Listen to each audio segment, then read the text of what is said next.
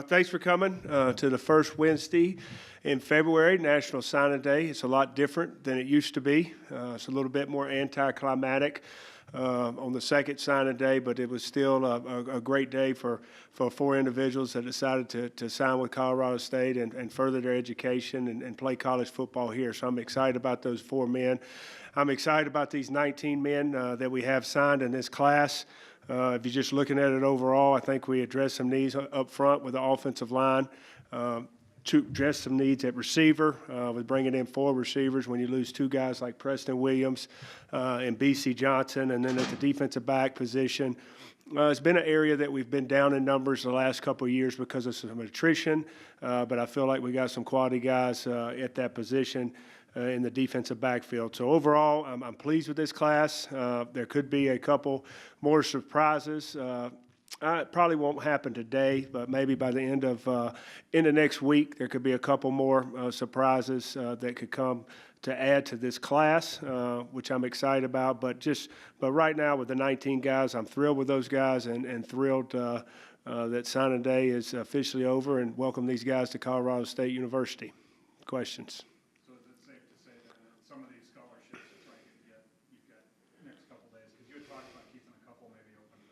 Yeah, I mean, it's a lot different now too. With the everybody sees can go online and go into the portal and see who's out there as far as transfers across the country. And there's a lot. To be honest, there's a lot of them out there pending appeals. It's going to be interesting what happens on all these appeals.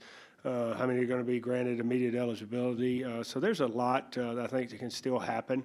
And we haven't been through spring ball across the country, and that's usually when you get a lot more guys that decide that they want to transfer. And then there's still some high school guys out there that didn't, decide today that could possibly come into the fold here. So we always want to keep a couple back for possible transfers or late signees.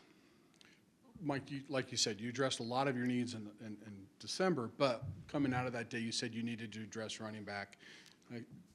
The two running backs you got, did you get enough for what you wanted? Yeah, I mean, the goal was two. I'm not going to sit here and say that I wouldn't have taken three running backs, but the goal was two. You like to have, usually four to five tailbacks on your roster. The general rule is three deep plus one. We're a one back, mostly team, and that's four. If you go two back team, then that's six running backs total, and we'd be at five with Adam Prentice. But fullbacks usually are linebackers that come over that play fullback, or some walk-on guys that earn a scholarship. But I'm excited about Christian Hunter, the guy from Kaiser High School in California, the country's leading rusher. Jeff Martson actually tipped us off to him early in the football season last year and said, "Hey, have you seen the guy at Kaiser?" And I said no, and on a text, and I pulled him up, and we watched him, got him on the phone that night. He was a guy that we would have visited in the early signing period, but he played all the way to the state championship game and didn't have an opportunity to visit, so we visited him after Christmas, and we're excited that he is on board. He's 193 pounds on his visit. Great kid that is really has his mind made up on what he wants to do academically, athletically, who he wants to be, the kind of man he wants to be. I'm excited about this kid. Tyrese Jackson, kid from Louisiana, 208 pounds on his visit, a bigger back, but Christian's big at 193 pounds, but Tyrese is a little bit bigger. Probably not as tall as Christian. He's probably 5'10 and a half, 5'11", and Christian is closer to 6 foot. He has a little bit of a style like Derrick Henry, running the ball to me, a little bit upright, but has pretty good agility. He's not quite as big as Derrick was, but he is a bruising back that I'm excited about him. So getting those two guys was huge for us, was having two scholarship tailbacks on our roster. Obviously, we have Adam Prentice that can play some tailback, and then we have we have a couple guys on this roster, Drew Harris and David Gray, Hunter Williams, that are walk-on guys that will get a shot this spring. In talking to both of them, they both mentioned the fact that because of only two scholarships, they have a chance to play right away. both consider themselves speed backs that are physical runners. Is that your assessment of both? Yeah, exactly. Christian has a lot of yards and has a lot of big runs, but you see him run between the tackles. He played behind a guy, I forget the guy's name, last year that went to BYU, and he played primarily defense for him as a junior and was very, very physical. He's one of their better players at outside linebacker and safety. So that really fired us up that he could play defense as well. Now, we're recruiting him as a running back and a running back only, but he has the speed and ability to run between the tackles. Both of them show good ability to catch the ball in the backfield. And then, you look at the track record at here and at other places at Georgia. I mean, we're going to play freshman running backs. I think that's a position that you can play early. So I expect both of these guys to play early. The O-lineman from Nebraska, originally from Germany, just how'd that come about? Pretty unique story, obviously, that he has background and everything. Yeah, I wouldn't say he's from Nebraska. He moved to Nebraska on July 23rd of 2018. It was Martin Luther King's weekend, the official visits that weekend, and we're at my house, and Coach Johnson said, I want you to take a look at this guy. It was a guy that was coaching in Division II ball that was a GA for him. And said, we don't have a shot at him, but you need to look at him. And I watched it that night, sent it to my dad, let him watch it, got his opinion on it, and got the kid on the phone, talked to his host dad that lives in Nebraska the next day. And then we got him on a visit in the midweek of next week, and because he had some wrestling matches he had to work around. And really, really liked the kid, got great personality, very, very raw in terms of playing football. This was his third year playing football. He's only lifted weights for 1 year. 6'4", and right at 6'4", 283 or 86 pounds on our visit. You can see him dunk a basketball on his Twitter. He's run sub-5 flat 40s and extremely athletic. Coach Johnson went and watched him wrestle this past weekend in a tournament in Nebraska, and just loved how light on his feet he was. So this is a guy that I think has a huge upside. I like both high school linemen. Alex Zunis has been here going through our Edge program here this offseason, and another athletic kid that's extremely young. He just turned 17. So these are two guys that I think have a bright future because of how athletic they are. With Norden, is he somewhat a bit of a departure from the way you normally recruit players, considering he doesn't have that much of experience? Yeah, but line, I think offensive line is a position that is a lot is developmental. You look across the country. I mean, there's probably 15 to 20. You turn on the tape and this guy is a for real lineman that's going to play in the NFL. Other than that, it's a lot of it is guess on size and frame and flexibility and toughness. And I mean, there's offensive line. I think is a developmental position that you can develop guys. So I'm excited about him. Mike, only one linebacker. You were saying you needed to get some linebackers. Is that still a concern? Yeah, I would like to still sign another linebacker. That's one of the positions that I think maybe we could hear something within the next week on a guy. But I am fired up about Tavion as a guy that, after right before Christmas, we started looking for linebackers because some guys we were recruiting just exploded on the scene a little bit, and we were, I wouldn't say scrambling, but kind of started over, and we're able to find him and start communicating with him and build a relationship with this guy. He can run, he can hit. He was 222 pounds on his visit, and he got out of his, when we went and visited, he got out of his truck, which was a Dodge Ram. He was wearing boots. He's just he's a blue-collar country kid.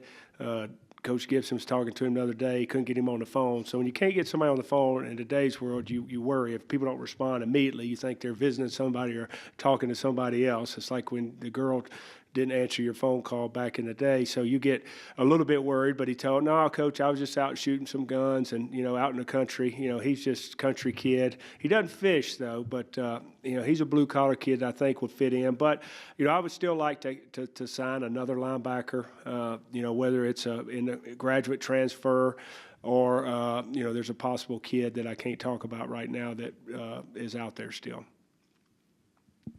You didn't only recruit players, you had to recruit a coach today too.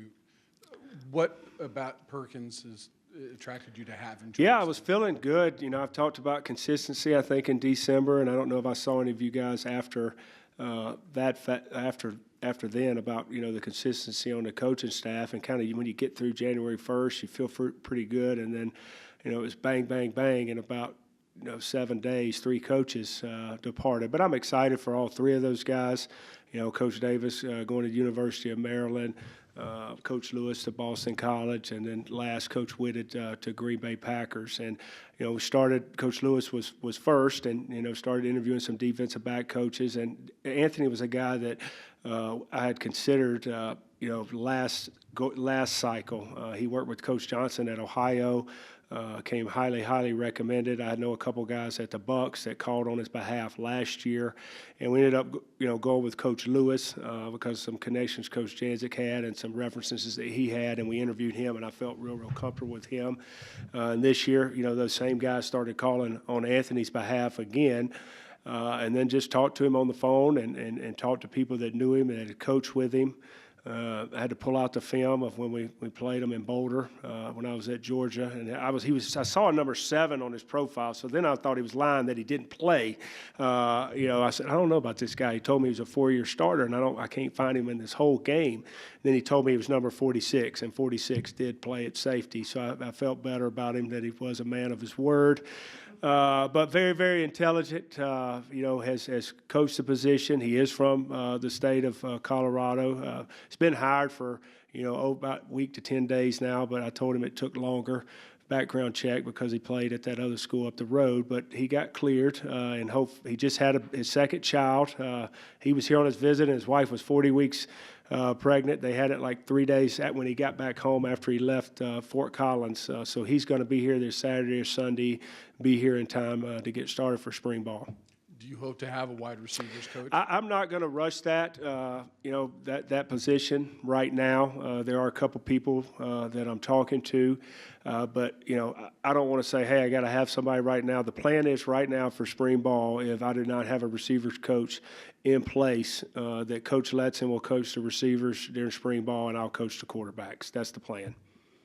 Is the spring ball plan still the same? The plan is still the same. Going to start on Valentine's Day, the 14th, and then end on March 14th with a spring game or practice.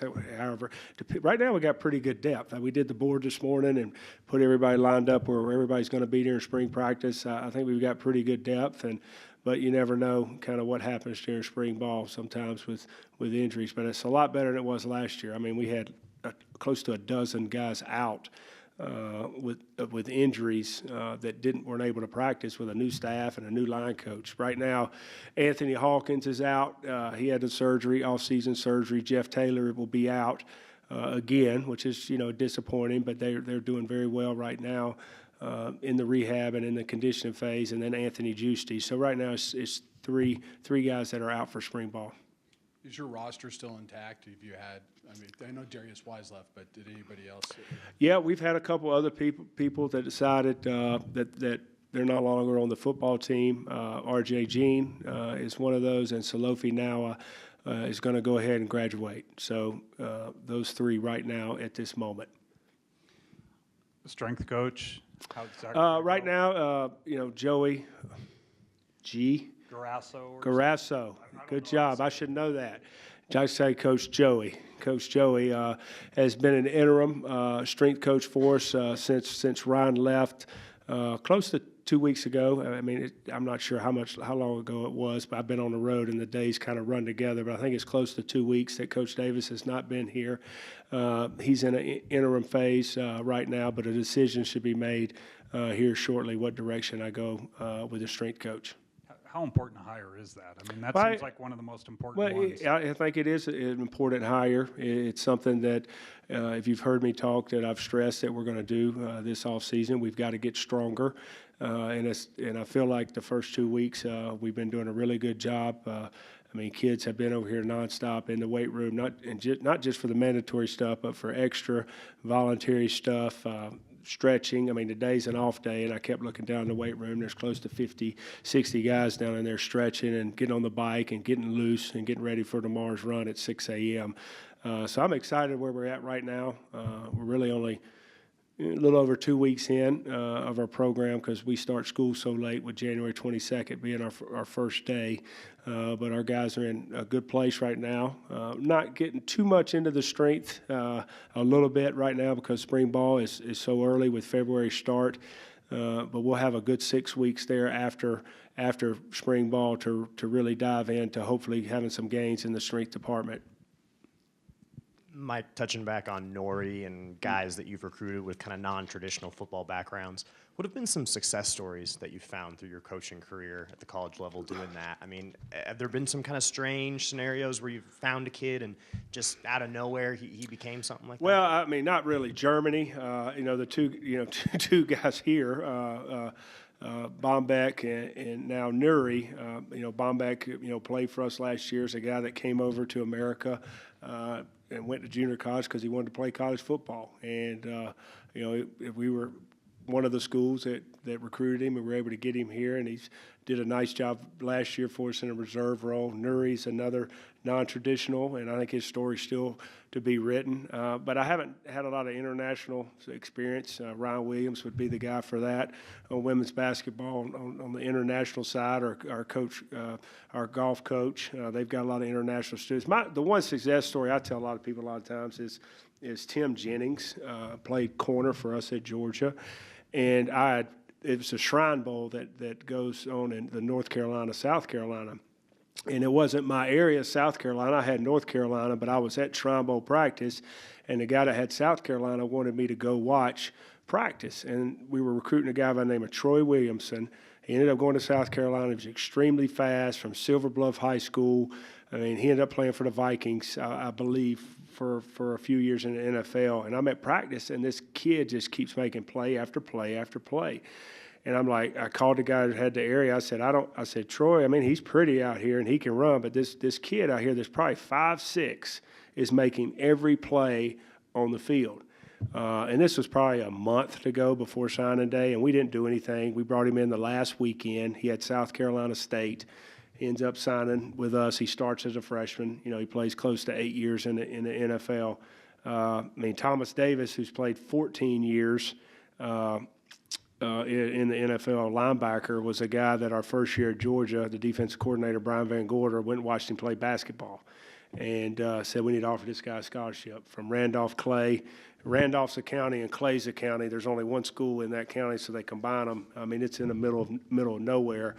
And he had Grambling, and came to us and played. So those are kind of the stories that, I think everybody has, but I haven't had a lot of this non-traditional, but I think now that, we're playing football in London every year, NFL is probably, America's game now on TV and watch worldwide. I think more and more kids are playing football. I know there's some concern, about the health and safety, but I think we're heading in the right direction and answering all those concerns and practicing and playing the safe way now. And we all think this game is great, and I think a lot of people across the country are starting to recognize that, and more people want to play. With the running game struggling at times last year and the subsequent recruiting class you're able to bring in, do you feel like you guys are set to take a step forward next year? Well, we can't be much worse in the running game, so I hope we are better. Being able to run the ball, that's going to be a area of focus this spring practice. Is when I talk about getting tougher, you get tougher by running the football, and we're going to do that. We'll become tougher as an offense. I think our defense will become tougher because what we do in practice. So that will help. And then I think a second year with Coach Johnson in this offense and learning the intricacies of what we're trying to do offensively will help in the run game. So I think all that's going to tie into it. Then just a more commitment to running the ball will help us with the run game as well. You saw the impact of losing Dalen, and now you just lost Izzy. Do you feel like that same effect will come to next year, or do you think you? Well, I hope not. We'll be. I hope we take a step in the other direction, in the positive of being able to run the ball. I really believe we will be. I think a lot of it determines the commitment that you have running the ball, and I'm going to be honest and transparent here. We didn't have a big commitment to run the ball. Kind of lost confidence in it as a coach. And then when the coach loses confidence in it, I don't think your players are going to believe in it either. So there wasn't a big belief that we could run the ball, and that starts with me as the head coach, and it starts with me as the play caller. So I've got to get the belief back of what we can do offensively of running the ball. And, the way you run sometimes can determine the physicality of your offense and your team. And you might not have the most physical guys sometimes up front, but your ability to run the ball and divide defenses with your scheme or just physical style running backs can add a dimension of toughness to your offense by the way you run the ball. You necessarily don't have to have guys up there going maul people. Not many teams do anymore. I think it's a lot what you do with your scheme and how you run the football, and I think we're going to make a commitment to that and be able to run the ball next year. Earlier you said this signing day isn't quite what it used to be, but it sounds like some of the guys you're talking about earlier, some of the guys you've recruited today, the guys at Georgia, all of them are kind of those scenarios where you find them in the weeds. Does this second signing day help you find guys in the weeds like that? Well, I think it allows us, to sign a better quality player the two signing days, to be honest. Having the first signing day, you're able to sign some guys early, where if we had to keep some commits for 6 weeks, I don't know if we could, because, teams, they get out there and they start calling your commit list, and I'm going to be honest, you can have a great relationship. I talked to two different parents last night and this morning that were in tears sometimes, and about their son choosing another school. And a lot of times kids choose another school because of a label, a Power 5 label. And you wish it wasn't that way. I think the opportunity here to get a quality education, to have a great experience as a college student, and then play football at a high level is second to none here at Colorado State. I think you can ask our guys; they'll tell you that, and guys that have graduated and gone to pros, and talk to guys that played at some institutions that are Power 5. But sometimes when you're 17, 18 years old coming out of school, just being able to say I signed with a Power 5, even though they know maybe the better fit is here, sometimes they go in that direction. So what I'm trying to say is, having that early signing period, we're able to sign some guys, and guys other schools cannot touch them. We lost, I lost last night a kid to the SEC and 2 kids to the ACC in the last 2 days. But that happens. That's part of recruiting. As frustrating as it is, like I tell their parents, I said, it's a young man's choice. I wish he was coming here, but there is no ill will. We're wishing the best of luck, and we're going to worry about the ones that we get. Now, I think there's less guys in the weeds than there used to be because of, you can get a kid's name. You could send me a kid's name, and I can be watching his film in less than 5 seconds. It's not like I have to get on a plane and go somewhere, get in my car and drive somewhere to see a kid. And you're going with the internet and a huddle. You're able to find guys and watch guys at such a faster rate than it used to be, and cover more ground. I think that's why you just watch what's going on TV today. Kids from the West going east, kids from East going West. Kids will go anywhere nowadays because of the internet and your technology. Kids, half our kids FaceTime their parents every single day. They'll be walking around, they're on FaceTime with their parents.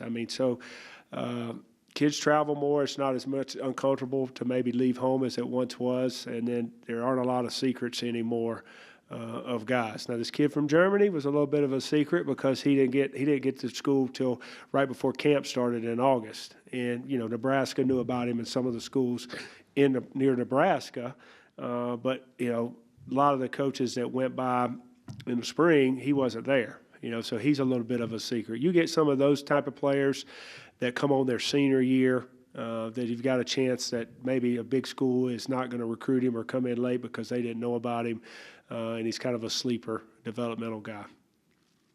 Yeah. Just with bringing in